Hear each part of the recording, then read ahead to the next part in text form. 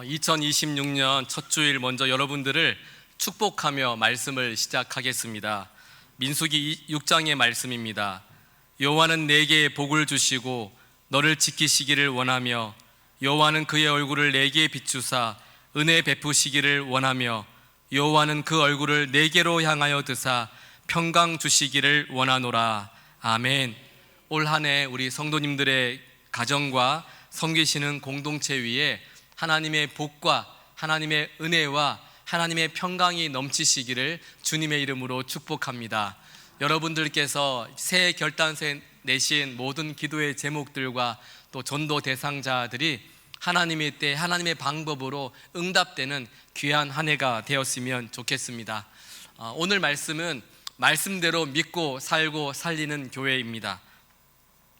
여러분들의 스마트폰에는 몇 개의 앱이 설치되어 있습니까? 제가 이제 말씀을 준비하다가 제 스마트폰을 보니까 100개가 넘는 앱들이 설치가 되어져 있는 거예요. 그래서 아마 여러분들의 스마트폰에도 나는 설마 몇 개 안 되겠지 한번 헤아려 보십시오. 많은 그 앱들이 어플들이 설치가 되어져 있을 것입니다. 그런데 그 중에서 여러분들이 매일 쓰는 앱은 몇 개인가요? 보통은 유튜브라든가 카카오톡, 네이버, 주은행 앱, 가만히 보면 아마 손가락에 꼽을 수 있는 정도의 앱들만 사용하게 되실 것입니다. 그런데 흥미로운 것은 우리가 가장 많이 사용하고 있는 이 앱이 우리의 생각과 우리의 감정과 우리의 삶의 방향까지도 결정한다라는 것입니다. 매일 유튜브 이 알고리즘이 추천하는 영상을 보면요, 그 영상들이 지금 내가 어떤 가치관을 가지고 살아가고 있는지를 보여줌과 동시에 계속해서 우리에게 그 가치관을 붙들고 살아가도록 우리를 부추기고 있다라는 것입니다. 결국에는 지금 내가 무엇을 보고 있느냐가 내가 무엇을 믿고 어떻게 살아야 하는지를 결정하는 것입니다. 내 손에서 가장 자주 열리는 앱, 내가 가장 자주 보는 앱이 내 인생을 이끌어가는 운영 체제가 된다라는 거죠. 거기에 내 생각과 내 가치와 내 행동이 딱 붙들리게 되는 거예요. 붙들리게 되면 붙들린 대로 살아가게 되는 것이 우리들입니다. 오늘 본문에서 사도 바울은요, 사랑하는 제자 디모데에게 편지를 씁니다. 이 편지는 바울이 순교하기 전에 쓴 마지막 편지입니다. 이 바울이 디모데에게 편지를 쓸 때 이 시대가 그렇게 좋지 않았습니다. 이 시대는 박해의 시대였습니다. 그리고 거짓 교훈들이 난무하는 시대였습니다. 이런 혼란한 시대에 바울은 마지막으로 사랑하는 영적인 자녀 디모데에게 디모데의 인생을 위해서 지금 무엇을 붙잡으라고 말씀하고 있는 것입니까? 야, 디모데야, 너가 인생을 잘 살려면 새로운 전략이 필요해. 성공적인 목회의 비법이 필요하단다. 내가 그것을 전수해 주겠다. 그렇게 말하지 않았습니다. 인맥 관리가 어떻게 해야 되는 건지, 재정 확보의 방법이 무엇인지를 바울은 디모데에게 말하지 않았습니다. 바울이 지금 디모데에게 죽기 전에 가장 강조하고 있는 것이 무엇입니까, 여러분? 성경입니다. 하나님의 말씀입니다. 디모데에게 지금 바울은 말씀을 붙잡으라고 그렇게 이야기하고 있는 것입니다. 말씀을 너의 인생의 운영체제로 삼으라라는 것입니다. 어쩌면 오늘의 시대는 바울 시대보다 더 혼란스러운 시대인지도 모르겠습니다. 평화를 외치면서 그 평화를 위해서 사람들이 전쟁을 하기 시작합니다. TV를 틀면 온통 재판 이야기밖에 없습니다.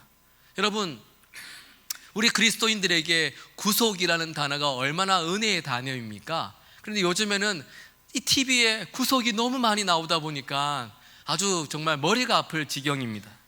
가짜 영상과 가짜 뉴스가 판을 치고 있습니다. 수없이 많은 매체들이 성공과 행복이라는 이름으로 저와 여러분들을 유혹하고 있습니다. 바로 이때 우리 교회는요, 2026년 표어를 이렇게 정했습니다. 말씀대로 믿고 살고 살리는 교회. 여러분, 이것은 하나의 그냥 단순한 구호가 아닙니다. 이것은 이 혼란한 시대에 우리가 서야 할 자리이며 우리가 붙잡아야 할 생명줄이라는 것입니다. 말씀이 저와 여러분들과 우리 공동체가 어떻게 살아야 될지를 보여주는 생명줄이고 우리의 삶을 이끌어가는 운영 체제라는 것입니다. 그래서 우리는 무엇보다 먼저 말씀대로 믿어야 합니다. 14절 15절 말씀 1월의 암송 구절인데 우리 함께 한번 읽어보겠습니다. 그러나 너는 배우고 확신한 일에 거하라. 너는 내가 누구에게서 배운 것을 알며 또 어려서부터 성경을 알았나니 성경은 능히 너로 하여금 그리스도 예수 안에 있는 믿음으로 말미암아 구원에 이르는 지혜가 있게 하느니라. 아멘. 여러분, 디모데는 어려서부터 외할머니 로이스와 어머니 유니게로부터 성경을 배웠습니다. 디모데가 지금 믿음의 사람이 될 수 있었던 것은 어릴 때부터 말씀 위에서 믿음의 기초를 놓았기 때문입니다. 디모데의 믿음의 근거는 하나님의 말씀이었습니다. 그래서 지금 바울은 디모데에게 너는 배우고 확신한 일에 거하라 라고 권면하고 있는 것입니다. 이 거하라라는 말씀의 뜻이 잠시 머물러 있어라는 뜻이 아닙니다. 헬라어를 보시면 계속 머물러 있다, 변함없이 지키다 라는 뜻을 가지고 있는 단어입니다. 배워서 굳게 믿고 있는 진리의 그 말씀 안에 디모데가 흔들리지 말고 굳건히 서서 그 자리를 계속 지켜가라는 것입니다. 이 하나님의 말씀, 진리의 말씀인 성경이 바로 너에게 구원에 이르는 지혜를 주기 때문입니다. 구원에 이르는 지혜를 준다라는 겁니다. 여러분, 성경은 단순히 지식을 주는 것이 아닙니다. 지혜입니다. 어떻게 살아야 할지를 우리에게 가르쳐주는 생명의 말씀이 하나님의 말씀인 것입니다.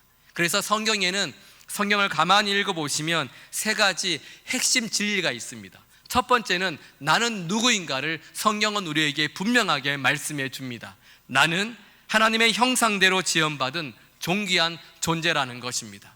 성경은 우리에게 우리가 하나님의 지음받은 존귀한 존재임을 끊임없이 우리에게 말씀해 주고 있습니다. 두 번째는 왜 내가 힘든가라는 것입니다. 왜 내가 매일 무너지는가라는 겁니다. 그것은 바로 죄로 인해서 하나님과 내가 단절되었기 때문입니다. 마지막으로 성경은 우리에게 한 가지 사실을 더 가르쳐 줍니다. 나는 어떻게 회복될 수 있는가라는 것입니다. 그것은 바로 예수님을 믿음으로 우리는 구원받고 회복된다라는 겁니다. 이것이 바로 성경이 우리에게 가르쳐주는 구원의 길입니다. 말씀을 믿는다라는 것은 말씀이 가르쳐주는 대로 구원의 길, 나의 정체성을 믿고 성경이 말씀하시는 대로 예수님을 믿고 나아가는 것이 말씀을 믿는 것입니다. 내 생각대로, 내 마음대로, 세상의 가치대로 살아가는 것이 아니라 오직 성경이 보여주신 대로 믿는 것이 말씀대로 믿는 것입니다. 2026년 바로 우리 한양교회가 말씀대로 믿는 공동체가 될 수 있기를 주님의 이름으로 축복합니다.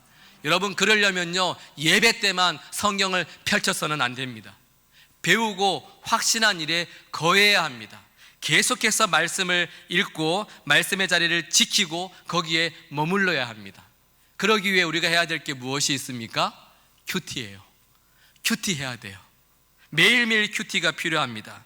매일매일 우리가 말씀을 보고 말씀대로 살지 않으면요, 스마트폰이 우리의 운영체제가 되어서 그 스마트폰이 계속 우리를 끌고 가는 거예요. 여러분도 잘 아시잖아요. 어르신들도 마찬가지일 겁니다. 그렇게 다짐합니다. 5분만 쇼츠를 봐야지 하고 5분 동안 봐요. 그러다 금세 50분이 지나가는 게 우리의 삶이에요.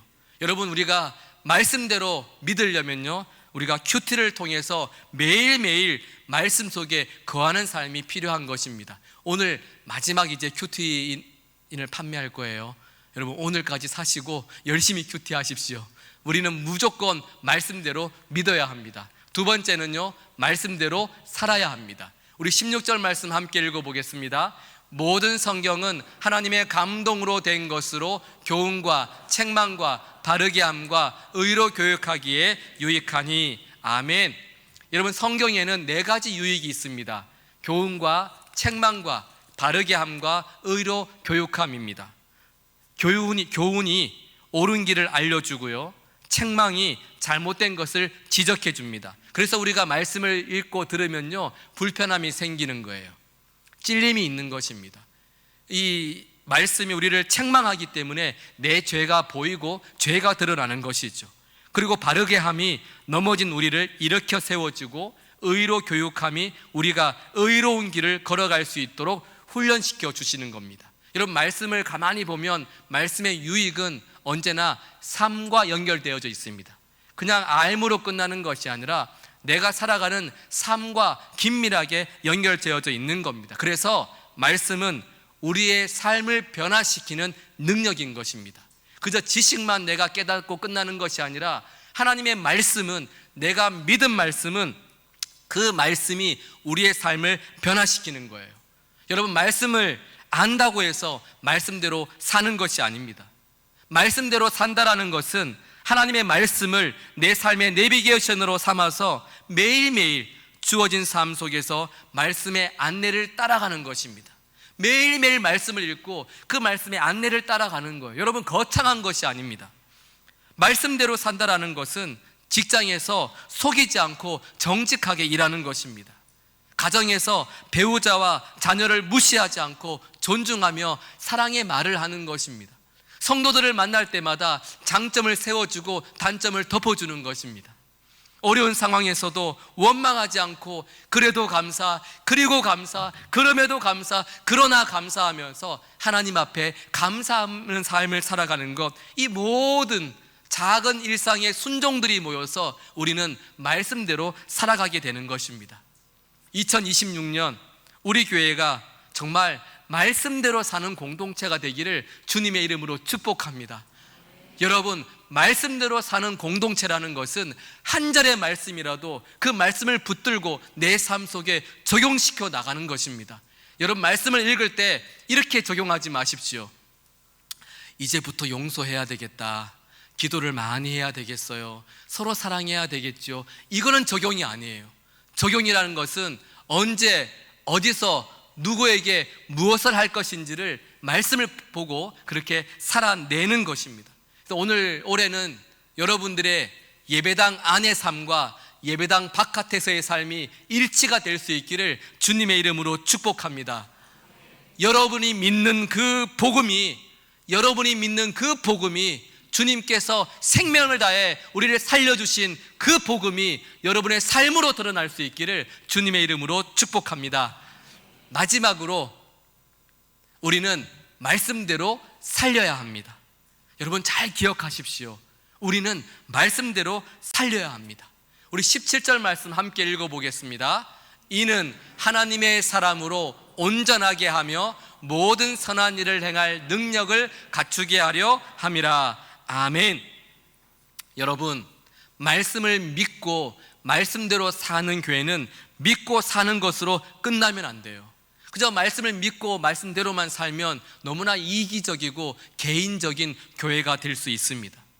말씀대로 믿고 사는 삶에 분명한 목적지가 있습니다. 말씀을 믿은 사람, 말씀대로 사는 사람의 분명한 목적지는요, 하나님의 사람으로 온전하게 하며 모든 선한 일을 행할 능력을 갖추게 하는 것입니다. 달리 말씀드리면 하나님의 나라와 그의 의를 위한 모든 일을 하는 겁니다. 도덕적이고 윤리적인 일이 아니라 특별히 복음으로 생명을 살리는 일을 하는 그 교회가 말씀대로 살리는 교회입니다. 영혼 구원과 복음 전파입니다. 땅 끝까지 이르러 생명의 복음을 전하는 것입니다. 여러분, 말씀대로 믿고 산다고 해서 여러분 혼자만 잘 먹고 잘 살지 마십시오. 우리만 잘 먹고 잘 살고 형통하다 하는 것이 말씀대로 믿고 살고 살리는 교회가 아니다라는 겁니다. 우리가 말씀으로 무장되는 것은 이 세상에 나가서 죽어가는 영혼들을 살리기 위함입니다. 지옥의 고속도로를 달리고 있는 그 죽어가는 영혼들에게 생명의 복음, 구원의 복음을 전하는 것이 말씀대로 살리는 교회라는 것입니다. 로마서 10장 17절은 이렇게 말씀합니다. 그러므로 믿음은 들음에서 나며 들음은 그리스도의 말씀으로 말미암느니라. 여러분, 사람들이 믿음을 갖게 되는 것은 하나님의 말씀을 들을 때예요.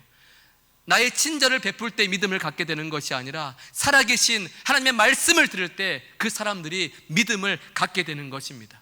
그렇다면 누군가는 그 말씀을 전해야 해요.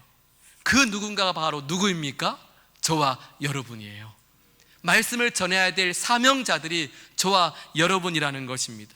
오늘날 많은 사람들이 겉으로는 멀쩡해 보이지만 속으로는 여러분 죽어가고 있습니다.